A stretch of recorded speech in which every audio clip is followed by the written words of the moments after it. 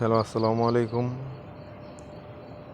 আমি এখন যে বিষয়টি নিয়ে কথা বলছি, বিষয়টি হচ্ছে আপনার ইয়ামাটো ওভারলক মেশিনের ওয়েল সেলের যেই সেটআপ, সেই বিষয়টি আজকে আপনাদেরকে আমি দেখাবো।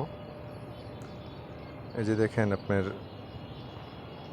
ওয়েল সেলের যে আপনার কাভারটা থাকে, এই কাভারটা আমরা আগেই খুলছি। এখন এই যে দুইটা যে ওয়েল সেল দেখতে পাচ্ছেন, এটা আসলে কিভাবে থাকবে, এই দুইটা আমি এভাবে লাগিয়ে নিলাম।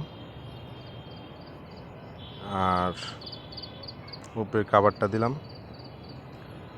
কাভারটা দেওয়ার পর দুই পাশে যে দুটা সাপোর্টিং, এই দুটা সাপোর্টিং ভালোভাবে আপনাকে অ্যাডজাস্ট করতে হবে। এই যে দেখেন, আমি দুটা সাপোর্টিং একটা একটা করে অ্যাডজাস্ট করে নিতেছি।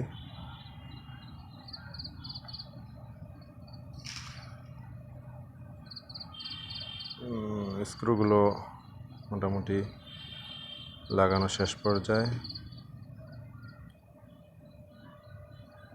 এগুলো আসলে সেটআপের ভিতরে আপনার সব কিছু, কারণ আপনি সেটআপ যদি ভালো না হয় তাহলে আপনার এখান দিয়ে আপনার ওয়েল লিক করবে। আর এই ওয়েল লিক করার কারণেই এই ওয়েল সেলটা চেঞ্জ করা।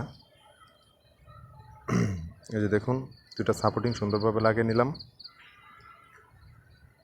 ফুল টাইট দেওয়া হচ্ছে। এই যে দেখুন কীভাবে ওয়েল সেলটা আপ ডাউন করে, উপরে নিচে সুন্দরভাবে এগুলো আপ ডাউন করবে। এই যে এখন আমি ওয়েল সেলটা মেশিনে লাগাবো। তার কোণাতে 4টা স্ক্রু থাকে, সুন্দর করে 4টা স্ক্রু আপনার টাইট দিতে হবে।